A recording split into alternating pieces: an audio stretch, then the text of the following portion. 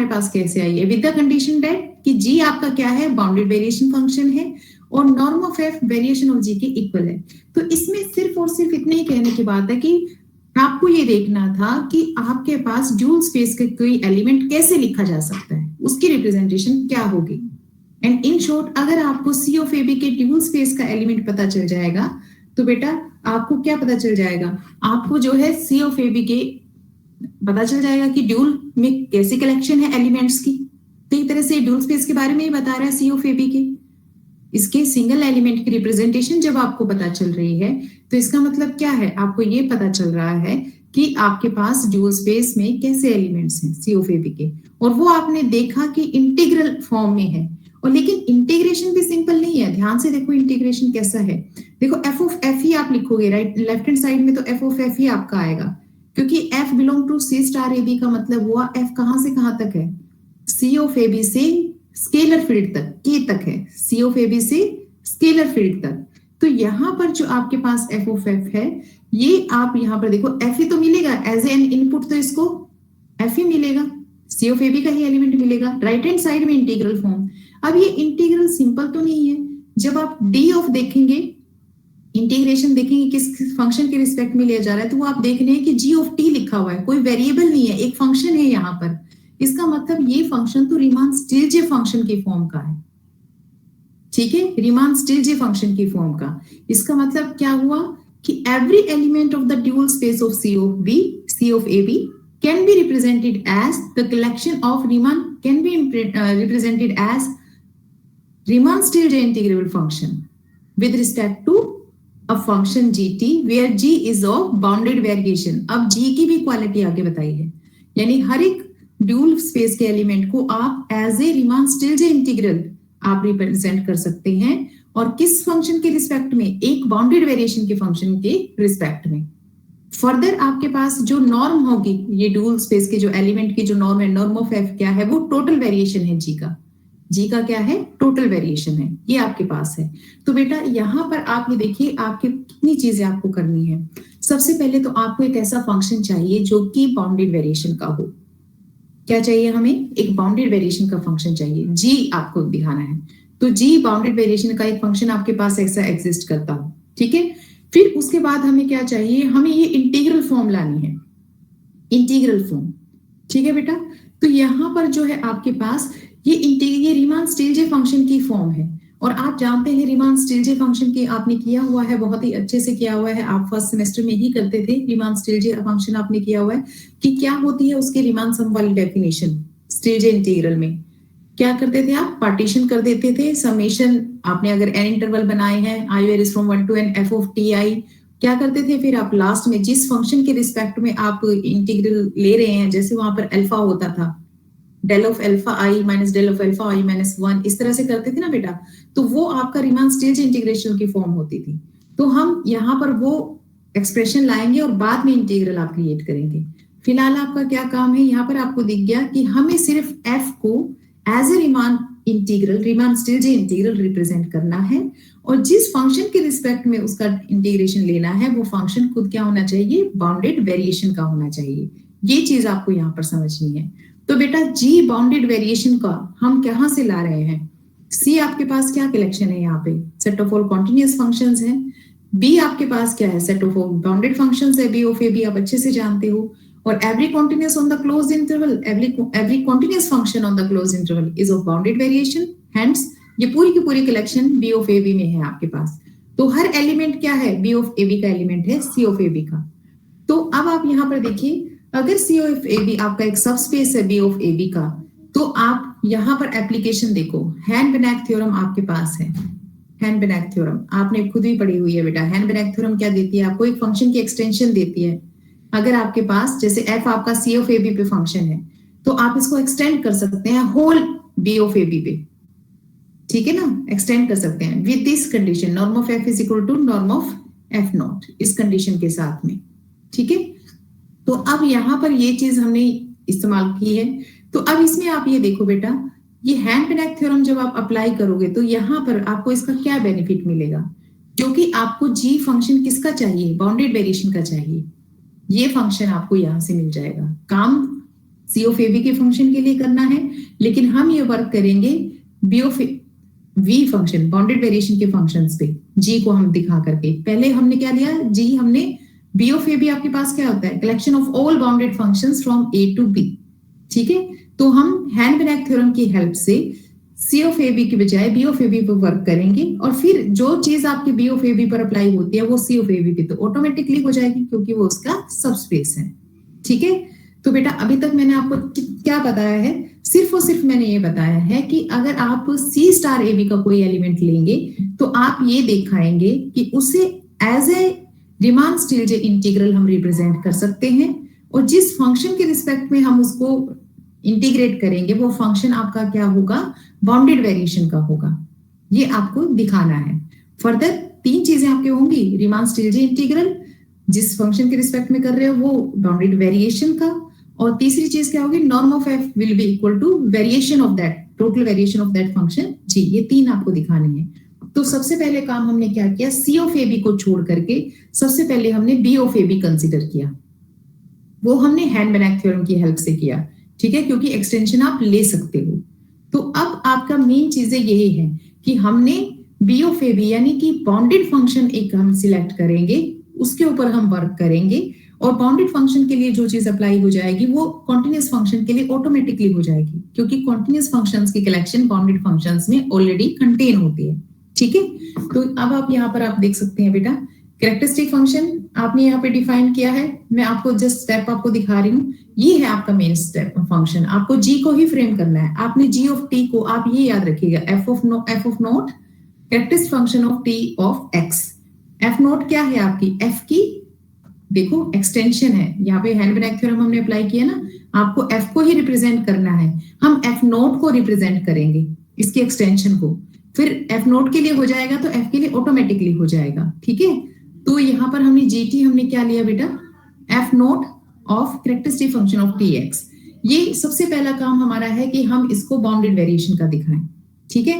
तो bounded variation के लिए जो स्टेप्स थे रिक्वायर्ड थे, जो स्टेप्स हमने वो स्टेप लिए, हमने इंटरवल को ब्रेक किया सब इंटरवल्स में, ठीक है, पॉइंट्स लिए सब इंटरवल्स में, इसका समेशन हमने काउंट किया, फिर हमने वही पर्टिकुलर स्टेप लिए डिवाइड किया, उससे जो है मल्टीप्लाई किया, सॉल्व किया, सिंपली वैल्यूज पुट की, ये तो आपकी सिंपल चीजें हैं। और यहाँ पर लास्ट में आके आपने क्या देखा कि आपके पास जो है summation G of T i minus G of T i minus 1 क्या है, less than equal to norm of F है, जो कि 1 है आपकी, यानी कि ये फाइनाइट हो गया, जी क्या बन गया, बाउंडेड वेरिएशन का बन गया, और एक तरह से वेरिएशन ऑफ जी क्या आ गया, less than equal to norm of F. एक सब जो है इनइक्वालिटी आपकी ट्रू भी होगी एक तरफ की।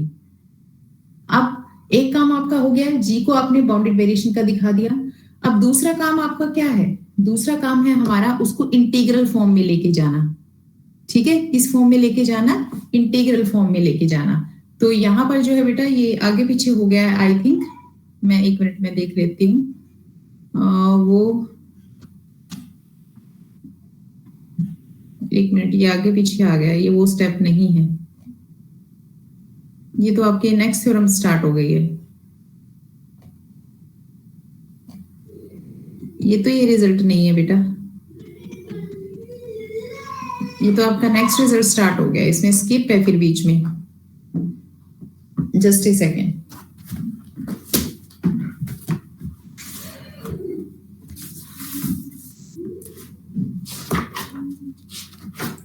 एक मिनट में अभी कराती हूँ इसको बच्चे।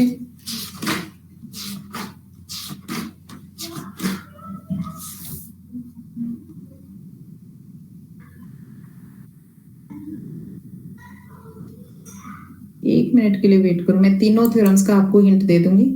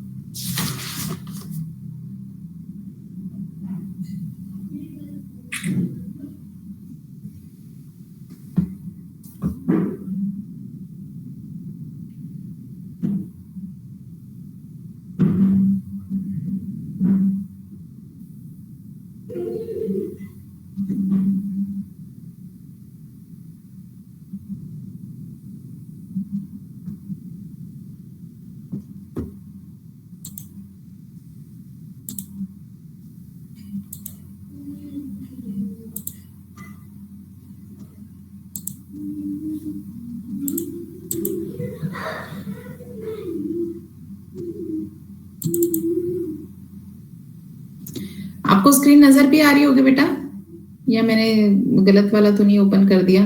जस्ट ए सेकंड बेटे, ये है शायद।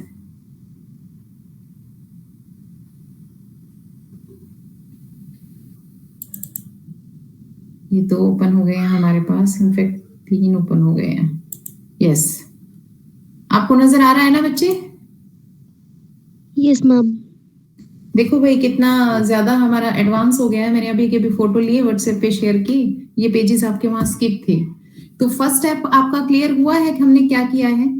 आपको सी ऑफ ए बी के एलिमेंट को रीमान स्टिल्जे इंटीग्रल की फॉर्म में दिखाना था। हमने सी ऑफ ए बी से हम पहले गए बी ऑफ ए बी पे, बाउंडेड हमने कलेक्शन के सिर्फ बाउंडेड फंक्शंस हमने ले लिए, ठीक है, ए बी पर। और बाउंडेड फंक्शन से हमने क्या किया, जी फंक्शन हमने प्रिपेयर किया, स्पेशली उसको जो है, ठीक है, कैसे हमने निकाला कि F note of characteristic function में हमने दिखाया, जिससे कि जी आपका क्या, इस तरह से हमने जी को डिफाइन किया कि जैसे हमने उसका वेरिएशन काउंट किया तो वो क्या मिला, फाइनाइट मिला, और इसलिए वो बाउंडेड वेरिएशन का बन गया जी। ठीक है, अब आपका सेकंड स्टेप ये है, फंक्शन तो आपको एक मिल चुका है जो कि बाउंडेड वेरिएशन का है, आपको रीमान स्टिल्जे भी तो दिखाना है। तो उसके लिए फिर से हम एक स्पेशल स्टेप ले रहे हैं। हमने क्या किया, एफ तो आपका सी ऑफ ए बी का कोई भी फंक्शन है, हमने एक ऐसी सीक्वेंस डिफाइन की है ZNT, ऐसी सीक्वेंस हमने डिफाइन की जो कि अगर आप n टेंडिंग टू इंफिनिटी करोगे तो f को कन्वर्ज करेगी। ठीक है, तो ZNT क्या है आपके पास, ये तो सीक्वेंस है, लेकिन इधर राइट हैंड साइड देखो बेटा, समेशन जो आपके पास राइट हैंड साइड जो आपके पास है वो आपके पास क्या है, summation i varies from 1 to n f of ti characteristic function of ti x minus characteristic function of ti। ठीक है, तो यहाँ पर आप ये देख सकते हैं, आपने इसको इस तरह से डिफाइन किया है कि automatically n tending to infinity आप करेंगे तो ये f को कन्वर्ज करेगी। ठीक है, अभी f को कन्वर्ज करेगी, यानी norm of zn minus f is tending to 0 as n tending to infinity. और क्योंकि f नोट आपका क्या है, बाउंडेड फंक्शन था ना आपका, f note b of a b का फंक्शन था। आप जानते हैं बेटा हर एक बाउंडेड फंक्शन कॉन्टिन्यूअस है आपके पास यहाँ पर, तो आप जो है जानते हैं कॉन्टिन्यूटी की डेफिनेशन क्या है आपके पास, नॉन लीनियर स्पेस में अगर xn x को कन्वर्ज करता है तो f ऑफ xn भी f ऑफ x को कन्वर्ज करेगा अगर f कॉन्टिन्यूअस था तो इसीलिए f of not zn f not f को कन्वर्ज करेगा। इसी चीज को आपने राइटिंग में ले लिया और सिंपली zn का फार्मूला आपने यहाँ पर पुट कर दिया, zn का फार्मूला। ठीक है, जैसे आपने ये फार्मूला यहाँ पुट किया, एफ नोट तो फंक्शनल है यानी कि लीनियर ट्रांसफॉर्मेशन है एक तरह से, तो एफ नोट जो है आपका ऑब्वियसली अंदर सप्लाई हो सकता है, वो बाहर भी जा सकता है अपनी लीनियरिटी से, एडिटिव प्रॉपर्टी से, स्केलर प्रॉपर्टी से। ठीक है, तो आपने एफ नोट को जो है अंदर लेकर के गए, और अब आप इस फार्मूले को ध्यान से देखो बेटा, ये तो रिप्लेस हो जाएगा जी से, दोनों वैल्यूज। ये आपको क्या दे रहा है, अगर आप इसे ध्यान से देखें, ये आपके पास रीमान सम ही तो है। With respect to alpha Riemann Stieltjes आप करते थे तो यही तो होता था, alpha of T i minus alpha of T i minus 1। Exactly del of alpha ही तो लिखते थे, summation i varies from 1 to n f of T i into del of alpha i, यहाँ पर डेल ऑफ जी आई आप कह सकते हो। तो बिल्कुल एग्जैक्ट रीमान स्टिल्जे का फार्मूला बन चुका है। और आप जानते हैं कि रीमान सम आपके पास n टेंडिंग टू इंफिनिटी होता है तो वो इंटीग्रल फॉर्म में आपको वैल्यू देता है। तो n टेंडिंग टू इंफिनिटी किया तो लेफ्ट हैंड साइड में तो zn f से रिप्लेस हो गया, और राइट हैंड साइड में आपकी लिमिटिंग वैल्यू इससे रिप्लेस हो गई, जिसको कि आप क्या लिख सकते हैं, integral of a to b f of t d of gt, और आपका काम हो गया। ठीक है, तो जो सेकंड स्टेप आपका मेन है, फर्स्ट स्टेप था g ऑफ t को कंसीडर करना। ठीक है, फर्स्ट स्टेप हमारा था g ऑफ t को कंसीडर करना as f naught of characteristic function, और ऑटोमेटिकली उस फॉर्म में उसको कंसीडर करते ही वो बाउंडेड वेरिएशन का इजीली शो हो गया। सेकंड फंक्शन, सेकंड काम हमारा था एफ नोट एफ को इंटीग्रल फॉर्म में, रीमान स्टिल्जे इंटीग्रल की फॉर्म में दिखाना, इस फॉर्म में दिखाना। उसके लिए हमने समेशन की हेल्प ले ली, और इसके लिए हमने क्या किया, ZNT को एक ऐसा फंक्शन, इसी तरह का फंक्शन हमने माना कि ZN जो है इजीली आपको f को अप्रोच करता हुआ नजर आए। ठीक है, तो ये आपका रीमान स्टिल्जे इंटीग्रल फंक्शन में भी आ गया। अब बेटा क्योंकि एफ नोट, लेकिन ये काम तो एफ नोट के लिए हुआ है, हमें तो एफ के लिए चाहिए था, कैपिटल एफ के लिए। पर बेटा आप जानते हो सी ऑफ ए बी क्या है, बी ऑफ ए बी में कंटेन है, उसका प्रॉपर सब स्पेस है सी ऑफ ए बी। तो जो आपके पास क्या है, ये तो उसकी एक्सटेंशन है ना बी ऑफ ए बी, तो उसके अंदर के पार्ट वाले पे तो फॉलो होगा ही होगा। ठीक है, एफ नोट एक्सटेंशन है तो एफ नोट एफ होगा सी ऑफ ए बी पर, एफ नोट एफ के इक्वल होगा।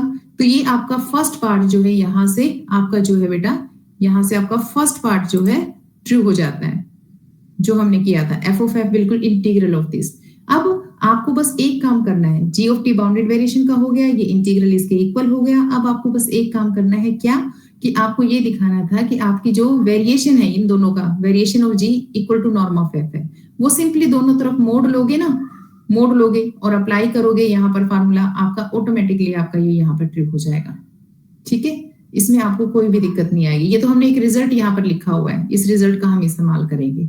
ओके, मेन थिंग थी आपकी जो है, आपको जो स्टूडेंट्स यही नहीं समझ पाते हैं कि ये रीमान स्टिलजे है, क्योंकि कहीं पर लिखा नहीं हुआ है रीमान स्टिलजे, सिर्फ और सिर्फ इस वजह से। अब आप मुझे ये बताइए कि कहाँ किस स्टेप में आपको इसमें दिक्कत आई,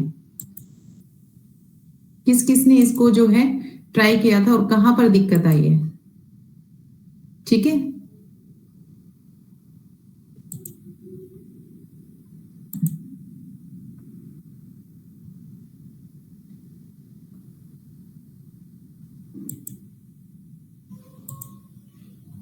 ठीक है बेटा।